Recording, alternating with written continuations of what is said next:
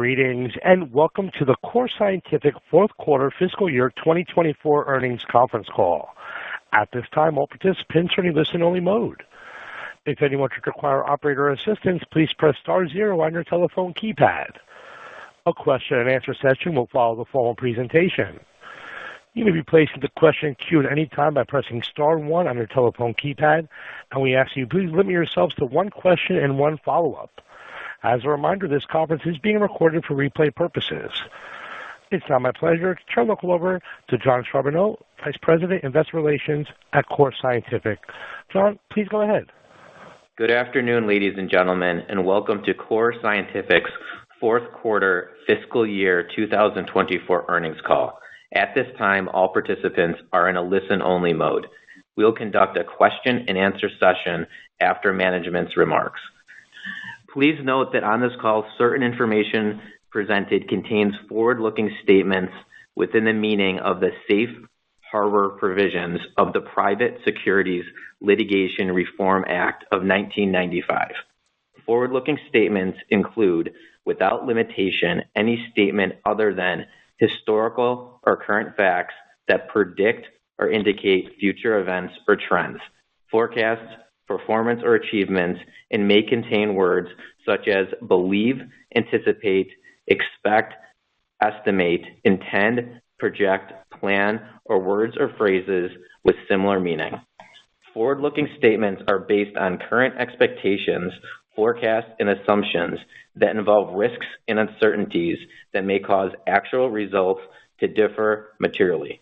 For further information on these risks and uncertainties, we encourage you to review the risk factors discussed in the company's annual report on Form 10-K filed with the Securities Exchange Commission and the special note regarding forward-looking statements contained in the company's current report on Form 8-K filed today and the earnings release and slide presentation contained there.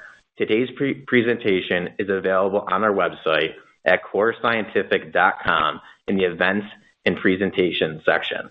The content of this conference call contains information that is accurate only as of today, February 26, 2025. The company undertakes no obligation to update statements made today to reflect events or circumstances occurring after today. Joining me today from CORZ Scientific are our CEO, Adam Sullivan, and our CFO, Denise Sterling. With that, we will now begin with remarks from Adam. Good afternoon, and thank you all for joining us today. I'll begin today's call by looking back at our key achievements from the quarter and fiscal year before handing it over to Denise, who will review our financials. I'll then highlight our growth strategy and the meaningful value creation opportunities we see ahead for CORZ Scientific. We will then take your questions. 2024 was guided by the three growth catalysts we identified on our second quarter earnings call: contract the remaining HPC hosting capacity, expand infrastructure capacity, and diversify our customer base. Starting with HPC, we began by signing a 16-megawatt agreement with CoreWeave in Austin, which we delivered 30 days ahead of schedule. We then moved quickly to fully contract the original 500 megawatts of HPC capacity through a series of new 12-year agreements with CoreWeave. This deal carries a total revenue potential of $8.7 billion over the contract term, equivalent to about $725 million per year once fully online. To put that in perspective, our total revenue in 2024 was just over $500 million, mostly from our Bitcoin mining operations. Securing this landmark HPC contract marks a pivotal step in our evolution into a leading data center business. Next, we made significant progress expanding our HPC infrastructure capacity in 2024 by reallocating resources from our Bitcoin mining operations, enlarging existing sites, and acquiring new sites. As a result, we ended the year with over 1,300 megawatts of contracted power. In the fourth quarter, we secured approval to expand gross capacity at our Denton site by nearly 100 megawatts, equating to approximately 70 megawatts of critical IT load. Dallas remains one of the fastest-growing data center markets in the United States, and we believe our Denton facility is on track to host one of the largest GPU supercomputers in North America. Separately, on the last earnings call, we discussed our expansion into Auburn, Alabama, where we signed a lease-to-buy agreement at the AUBEX facility. This site currently has 11 megawatts of critical IT load, and we are actively working with Alabama Power to secure a much larger power agreement. Due to power constraints in the nearby Atlanta market and given Auburn's strategic location, this site has the potential to be a major development for the company. We are deferring significant capital deployment until negotiations with prospective customers are finalized, ensuring our investment is optimally aligned with demand. Briefly, on organic customer diversification, while we did not sign another large HPC hosting customer last year, we are in active discussions and remain confident in our ability to diversify our HPC customer base. Shifting to our capital structure, I will let Denise cover the details, but we significantly improved our balance sheet in 2024, which leaves us well positioned to execute on our growth strategy this year and beyond. Finally, I want to take a moment to emphasize how proud I am of the strategic hires we've made across the business last year. We've brought on top-tier data center professionals who have a proven track record of successfully executing large-scale projects. This has significantly strengthened our leadership and execution capabilities, and we believe this expanded talent pool underscores our commitment to growth and innovation as we continue our evolution into a premier data center provider. With that, I'd like to hand it over to Denise, who will take a deeper dive into our financials. Denise? Thank you, Adam. I am pleased with our financial performance in 2024, especially given the operational hurdles we navigated, namely the Bitcoin halving in April and the deliberate shutdown of several active mining sites to accommodate our major HPC hosting contract with CoreWeave. Securing that contract was a major milestone for the company, offering a robust foundation for our continued pivot towards HPC. Despite these transitions, we delivered financial results that underscore our operational expertise and significantly strengthened our balance sheet, positioning us for a productive 2025. With that, I will begin with an overview of our fourth quarter financial results. Total revenue was $94.9 million, down 33% year over year, and adjusted EBITDA was $13.3 million. In terms of our segment results, digital asset self-mining revenue was $79.9 million, a decline of 29%. This was largely driven by 974 Bitcoin earned in the fourth quarter versus 3,042 in the same period a year ago, partially offset by the 130% year-over-year increase in the price of Bitcoin. As of December 31st, 2024, we operated approximately 164,000 self-mining units, or 96% of our total mining fleet, with the remaining 4% representing hosted mining units. Digital asset hosted mining revenue was $6.5 million, down from $30 million in the fourth quarter of 2023, as we sunset our hosted mining contracts, a trend we expect to continue this year. Finally, we generated $8.5 million in HPC hosting revenue during the quarter, and as expected, exited the year with 16.5 megawatts of critical IT load, which includes an additional 0.5 megawatt contracted in the fourth quarter. Shifting now to costs, our 2024 average annual fleet-wide power rate of 4 cents per kilowatt hour beat our 2024 target guidance of between 4.2 cents and 4.4 cents per kilowatt hour. Our average fleet-wide power rate for the fourth quarter was 3.7 cents per kilowatt hour. A summary of our segment mining economics can be found on slide 7. Gross margins for the quarter were 2%, 36%, and 9% respectively for digital asset self-mining, digital asset hosting, and HPC hosting. For our HPC hosting segment, we also measure performance utilizing a non-GAAP cash gross margin, which excludes the direct pass-through of power costs as well as non-cash items, including stock-based compensation and depreciation. For the fourth quarter of 2024, our non-GAAP cash gross margin was 16%. Operating expenses for the fourth quarter of 2024 totaled $43.6 million, as compared to $30 million for the same period in the prior year. and net loss for the fourth quarter of 2024 was $265 million as compared to a net loss of $195.7 million for the same period in the prior year. On slide 8, our direct cash cost to self-mine a Bitcoin in the fourth quarter was $51,035, and our total cash-based hash cost in the fourth quarter was approximately 3.3 cents per terahash. Next, I'd like to walk you through the balance sheet starting on slide 9. Exiting 2023, our total debt balance was approximately $1 billion. During 2024, as part of Chapter 11 debt restructuring, we lowered total debt by $270 million. Subsequently, we equitized our secured convertible notes for $260 million, largely through mandatory conversion. This was shortly followed by the $460 million convertible note offering in August, which allowed us to pay off $260 million in existing senior debt, eliminate restrictions and covenants, and substantially reduce our interest rates on the notes from as high as over 12% to 3%. More recently, in December, we completed a $625 million convertible note offering at a very attractive 0% interest rate. All told, we entered 2025 with an unlevered balance sheet outside of our convertible notes and over $830 million in cash, which we believe positions us well to execute on our growth strategy. With regard to HPC capacity, any uncontracted expansion, whether tied to additional power allocations at existing sites or entirely new locations, may require our own capital expenditures. We will provide further details on any necessary outlays once we announce new customer contracts and finalize additional capacity requirements. Given our focus on growing our HPC hosting business, we do not expect to increase or refresh our Bitcoin mining fleet until we procure the new block ASIC chips in the second half of 2025.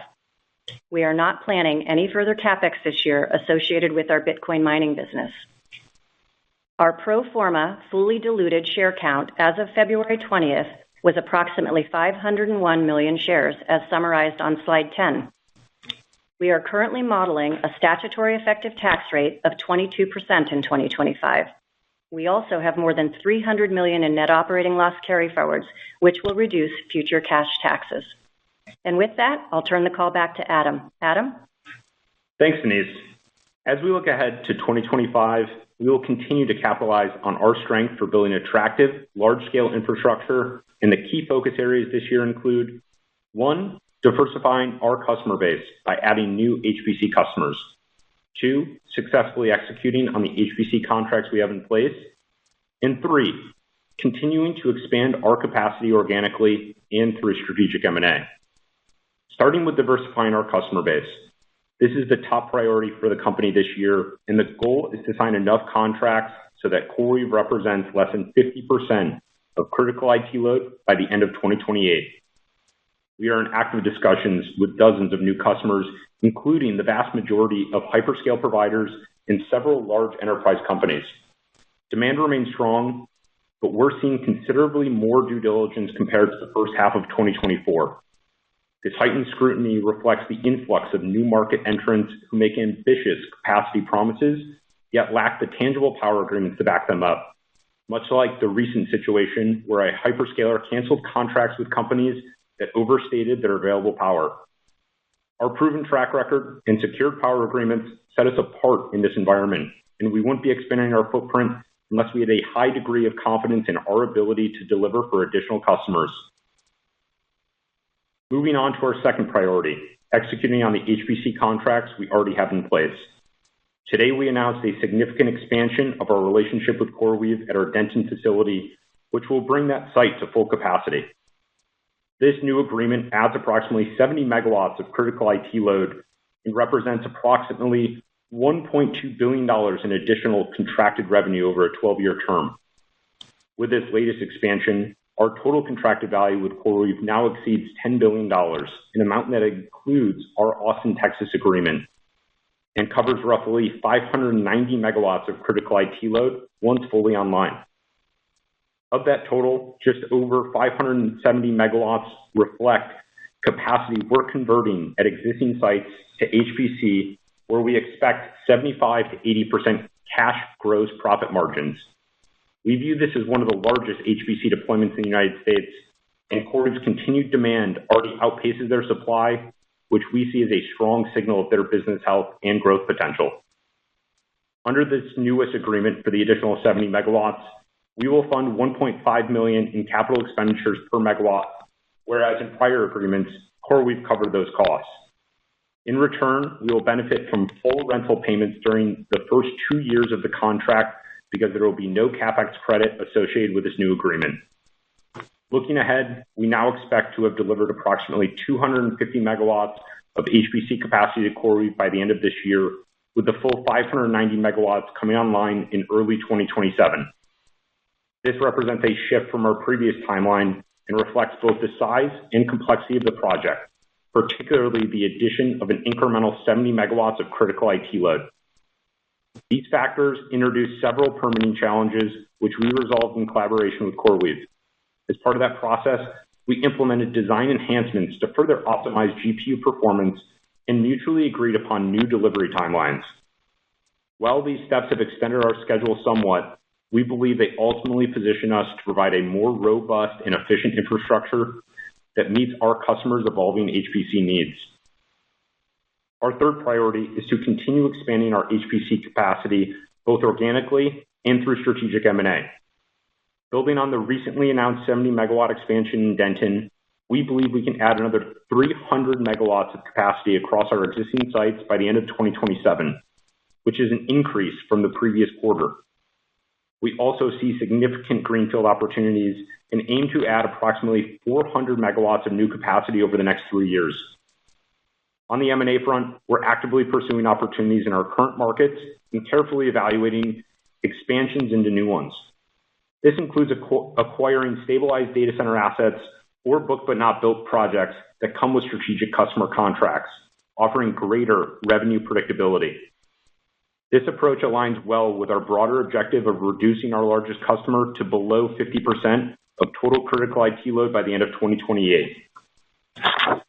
In closing, I'm more excited than ever about the momentum we've carried into this year. Our team is fully energized and confident in our ability to execute on our growth strategy, which we believe will drive significant value creation for all our stakeholders. I want to extend my sincere gratitude to our clients, industry partners, and especially our dedicated teammates for their ongoing efforts and support. I also want to personally thank our existing shareholders. Your confidence in our vision has been critical in bringing us to this point, and we wouldn't be here without you. With that, we will now take your questions. Thank you. We'll now be conducting a question and answer session. If you'd like to be placed into question queue, please press star one on your telephone keypad. As a reminder, we ask you please limit yourselves to one question and one follow-up. Once again, that's star one to be placed into question queue, and star two if you'd like to remove yourself from the queue. One moment, please, while we poll for questions. Our first question is coming from Darren Aftahi from Roth Capital Partners. Your line is now live. Hey guys, thanks for taking my questions, and good to see expansion on the capacity. Two, if I may. First, can you just talk, Adam, a little bit on the more detail about the permitting process and maybe what's elongating that timeline? And then secondarily, on the Alabama site, I know you guys said you're not going to kind of commit too much capital until negotiations with prospects are more finalized. With Alabama Power, I guess, like, where are you with them? Has a feasibility study been done? Like, how quickly can this kind of evolve? Just kind of any more insight on that would be helpful. Thanks. Yeah, of course, and I appreciate the questions, Darren. So, talking about the permitting process, that was really one of our sites in particular, and as we were looking at the expansion of that site, we had to go through additional permitting processes just related to the expansion and related to a pretty major design adjustment that was made in that process. And that's really around optimizing for efficiency and optimizing for the scale of that asset. And so we're past that process today, and we feel very confident given that at that site we have construction, we have contractors, we have the boots on the ground to know that the process is moving along with the existing schedule that we have in front of us. The second question related to Alabama. Right now we're in a place where we have high confidence in the ability to gain additional megawatts at that site. And once we get those commitments, that's going to be a time when we will begin placing additional capital into that site. Now, you have to think about the delineation between having a secured customer and us preparing to have that customer. And so obviously a significant amount of capital will be deployed once that new customer contract is secured. But up until that point, there will be limited CapEx, albeit some, related to bringing that site to more of a pad-ready status.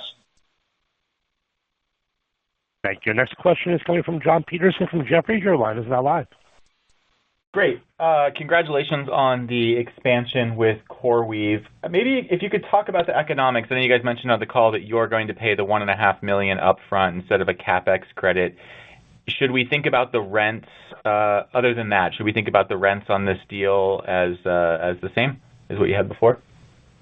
Yep, exactly. Everything's exactly the same. And so after about just over 2 years, those contracts will look identical from a rate perspective.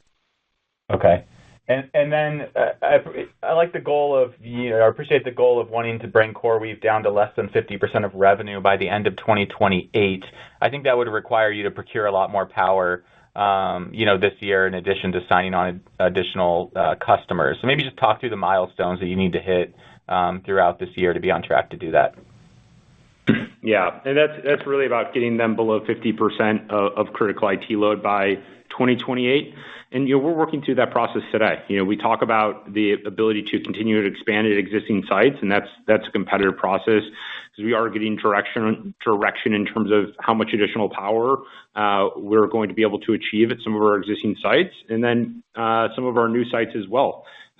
Very attractive locations. Our focus today is on building blue chip assets, and we want to have those blue chip assets with blue chip clients. And so that's where our focus is today, and we're going to continue to execute and acquire more sites to bring more capacity online to secure more contracts and achieve our goal of getting them below 50% by 2028. Thank you. Next question is coming from Joe Flynn from Compass Point Research. Your line is now live.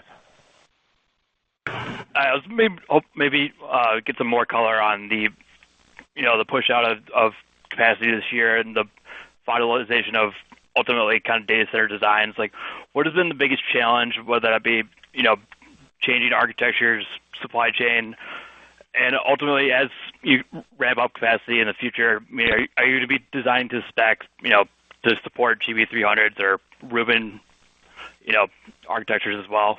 Thanks. Yeah, of course, and you're absolutely right on that last point there. As we are evaluating the infrastructure development for the GB200s and the GB300s, there are some incremental design changes that are required as part of that process.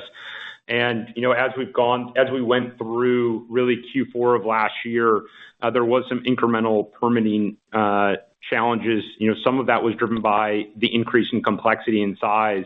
Other parts were for other sites, we had to go back and just reconfirm permitting based on the fact that supply chains are constrained as you look out into 2026.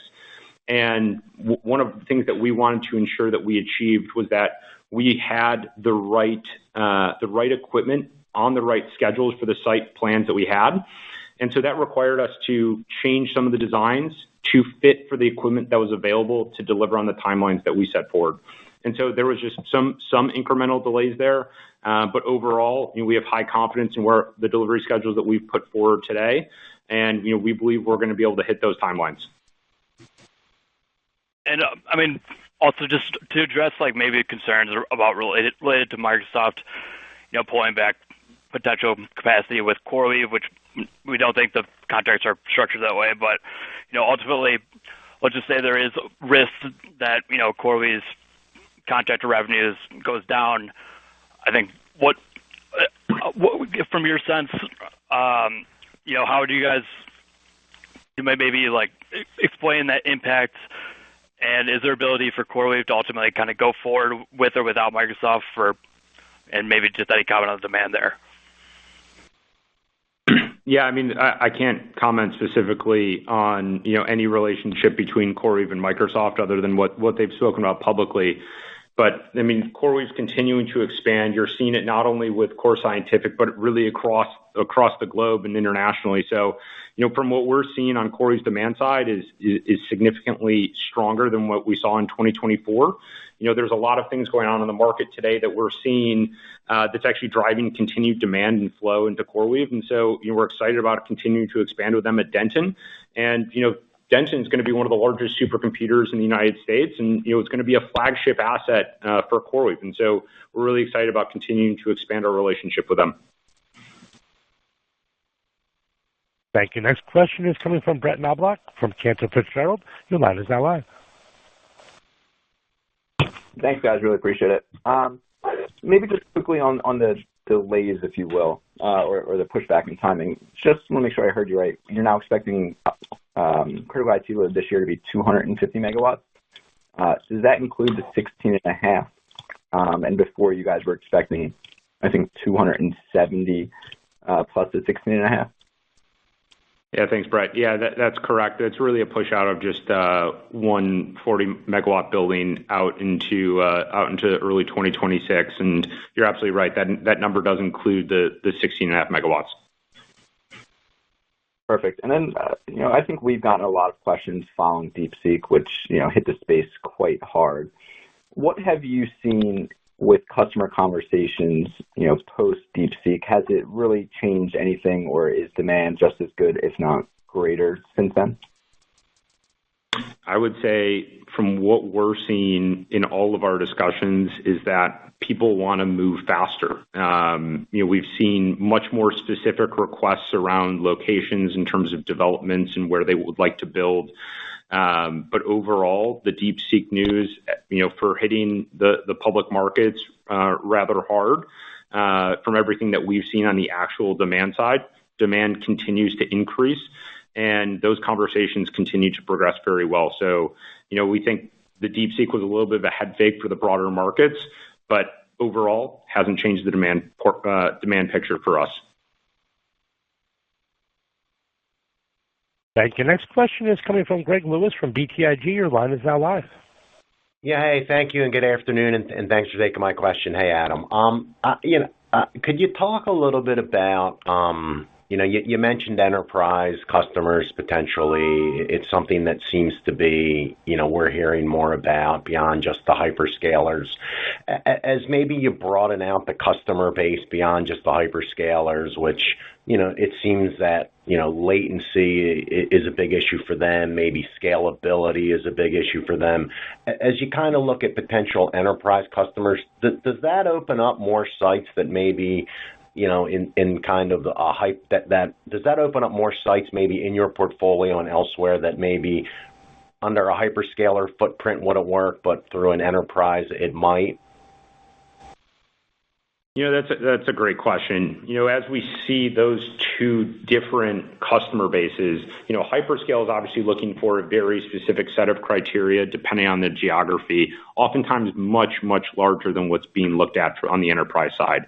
So yes, absolutely. Some smaller sites, still with low latency capabilities, are being evaluated for enterprises. But overall, one of the things that we're looking at is we want to have longevity in all of our assets. And so we're looking at having, hyperscales at the very least as anchor, potentially a single tenant. And if they're serving as anchor, being able to fill out the rest of the capacity with enterprise clients as well. So the demand, does it open up more sites with enterprise? Absolutely. But we're focused on blue chip assets with blue chip clients, which include both of those groups. Okay, super helpful. Thank you very much. Mm-hmm. Thank you. Next question is coming from George Sutton from Craig-Hallum. Your line is now live. Thank you. Adam, you said two things that conflict a little. I just wanted to make sure I heard correctly. People are wanting to move faster on one hand, but you mentioned considerable increases in due diligence. Can you just sort of marry those two? Yeah, absolutely. The move faster is really about delivery timelines. Being able to complete the due diligence process is a different part of that equation. They talk about wanting to be able to deliver sites over a certain period of time, but that's also requiring folks to bring these sites closer to pad ready, closer to powered shell. And part of this is to weed out a lot of people who believe they're in the data center business because they have power and land. That doesn't make you a data center provider. And so that's really the difference here for Core Scientific. We have the power, we have the land, we have the team that can deliver those assets. And so that's what's bringing us into these conversations. And they want to move faster on delivery timelines. Once they have a signed contract, they want to have that firm delivery date. And so that's really the difference there. And I hope that married up that for you, George. Makes sense. And then one other question on the $1.5 million per megawatt that you will be funding in this latest contract. My assumption is in a negotiation, given your balance sheet now, you can handle this pretty comfortably. Therefore, you'd rather have the revenue event when that occurs. Is that correct? Yeah, that was definitely one of the considerations in it.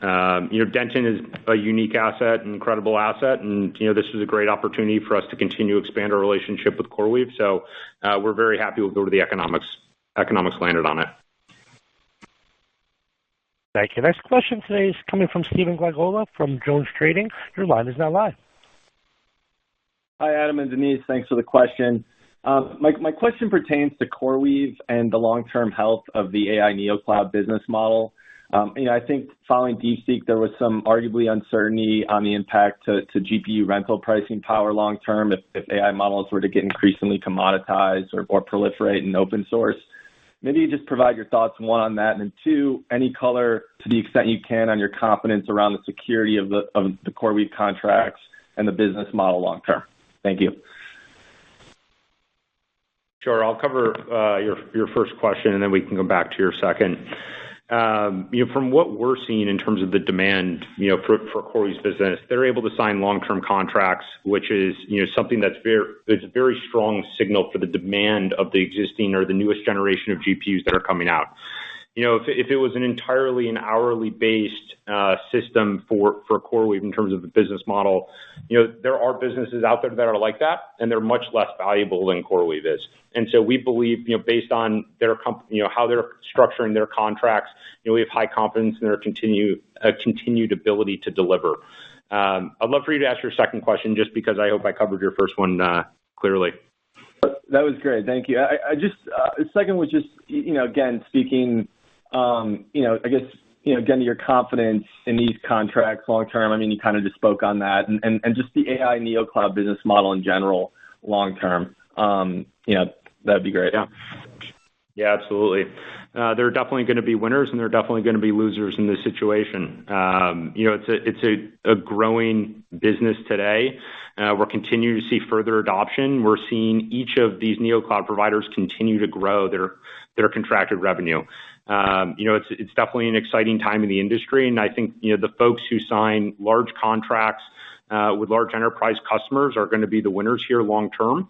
And I think that's what we're seeing amongst a few of these NeoCloud providers, but I think there will be only a few winners in this industry. Thank you. Our next question is coming from John Todaro from Needham & Company. Your line is now live. Great. Thanks. Hey, Adam. Congrats on another lease. That's great to see. Question and a follow-up. First one, as it relates to expanding Denton with CoreWeave, was there discussions with other hyperscalers, or is it just CoreWeave? And then I have a follow-up on the push-out part. Sure. Denton was a site that we were really slating for CoreWeave. We did have conversations with some other hyperscalers and other clients on those megawatts. As we talked about the 300 megawatts potential at other existing sites, we're in conversations today with other potential customers around that.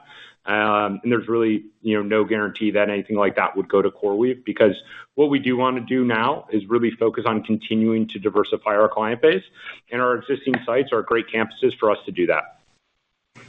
Great, understood. And then I just want to make sure I have it on the push out. So I understand there's one 40 megawatt building that got pushed out to 26. So are we still targeting that the 200 megawatts by Q2 25 that was in the initial press release, or I guess just, kind of those first couple hundred megawatts, when should we expect those to be operational? We're targeting really for the year-end number. I would say there was push out throughout the schedule due to those delays, and that was really at one of our major campuses. So, this is something that the timeline is elongating by a few months here. So I would say, the expectation is that the timeline for each of the megawatts to come on, the ramp schedule for these megawatts to come on, is a little bit later than was originally thought to happen.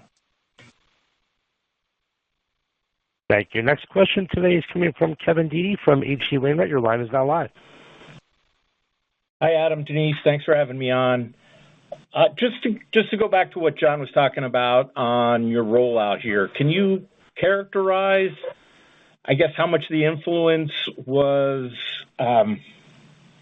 permitting or equipment? It's still a little unclear to me. Apologies, Adam. What's really the key issue?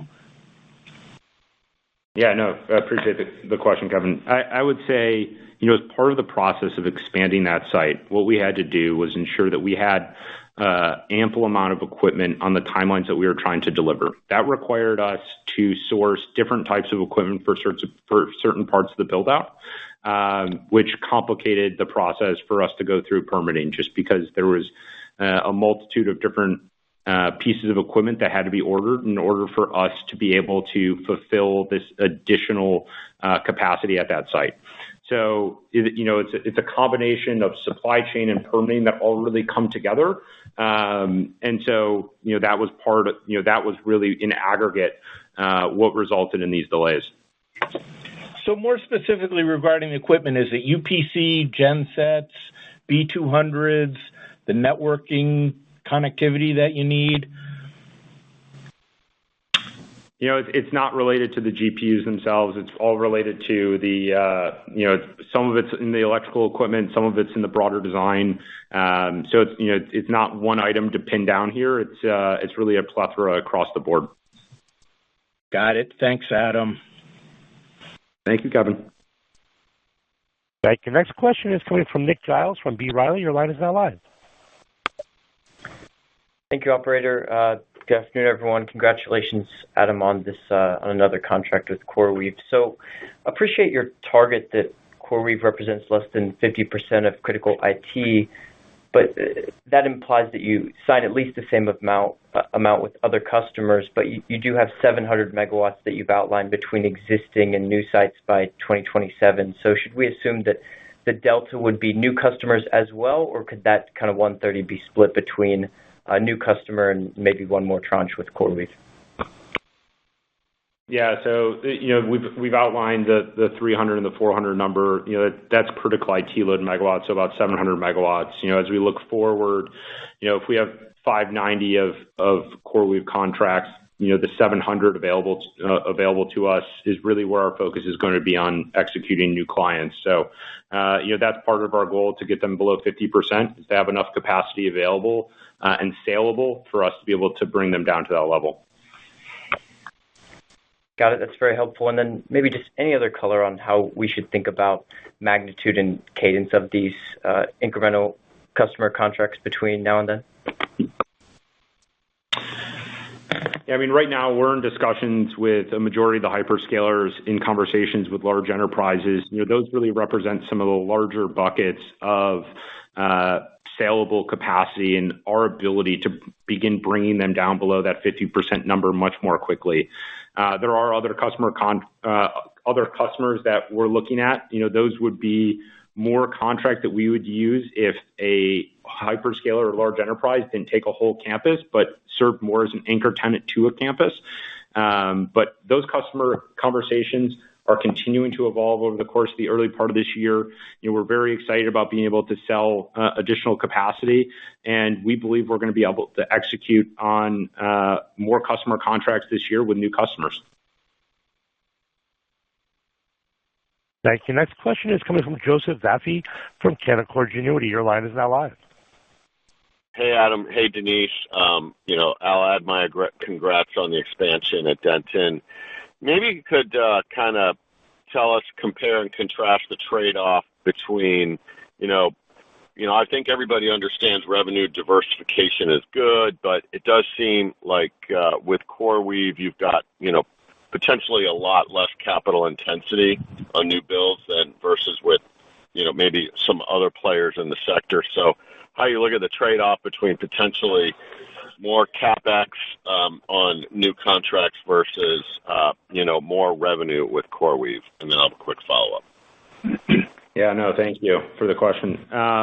We think about this business on the long term. We think about this as not a 5-year business. It's a 20, 30, 40-year business. And so as we think about growing this enterprise over the course of the next few years, bringing revenue diversification from other clients is only going to help us, not only from a credit rating perspective in a high CapEx industry, to begin putting ourselves in a position to target becoming investment grade over the course of the next 3 to 5 years.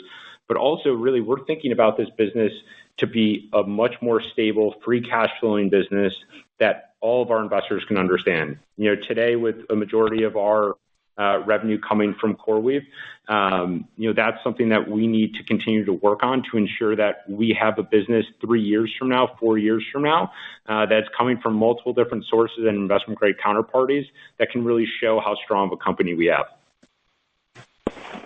Sure. Thanks for that color. And then, we still haven't seen, a ton of contracts in the sector yet. It sounds like, the pace of discussions with providers and, those looking to procure continue to kind of expand. Even at this early stage, has there been any change in pricing discussions with customers, even though we don't really have kind of, a firm landscape yet, at least from our view of where pricing is at this point? Thanks a lot. Yeah, pricing is something that is very geographic specific and also proximity specific. So how strong of an asset we have. And so you have to think about it in a few different ways. There are definitely certain markets that demand premium pricing across the industry. Those are some of the tier 1 markets. And then on top of that, it also relates directly to what is the latency, what is the proximity to that major metropolitan market. And so there is a little bit of price discovery. There was a lot of price discovery in 2024. Price discovery is becoming, we're starting to find pricing, really a pricing foundation across a number of different markets. And so I would say pricing is really stabilizing over the course of 2025. And the expectation is by the time we get to 2026, we'll have a much firmer footing in terms of where that lands. Thank you. Next question is coming from Bill Papanastasiou from Stifel. Your line is now live. Good evening, Adam and Denise. Thanks for taking my questions. There was mention on the call about heightened scrutiny given the influx of low-quality data center operators coming into play. Can you add some more color in terms of what the existing supply-demand dynamic could look like? And are you getting a sense that we could see hyperscalers throwing more of their weight around going forward and how that could impact terms that are secured with these counterparties? I think one of the things that we've seen as the landscape's developed over the course of 2024 and a number of new folks entered the industry, really a lot of these hyperscalers are looking at certain sites from the perspective of they'd rather just buy them from people who don't have the experience to actually develop them and take them over the goal line. They're finding obviously other partners to work with them on construction, design, et cetera. But from where we sit today, I would say hyperscalers are not necessarily throwing their weight around in that regard. What they're doing is making sure that they're completing all of the steps in the due diligence. Given what we saw happen at the end of last year related to some contracts with hyperscalers that ended up getting canceled, it's really about ensuring that those folks are hyperscalers are putting their capital in places where they feel confident. I think there was such a mad rush in 2024, and especially in the early parts, where people were just trying to grasp as much power as they possibly could. And today where we sit, it looks a little bit different. These folks want to make sure that they're building assets in the right locations and that they have the right exposure to the demand picture that they have for that location. Thanks for that color. And for my follow-up, are you seeing any changes in demand across inference and training workloads on the back of DeepSeek and other recent headline news? Just wanting to hear your perspective on how this may impact your future site acquisition plans. Thanks. Yeah, absolutely. I mean, really from what we're seeing now is a lot less focus on some of these larger scale training sites and much more focused on locations that have a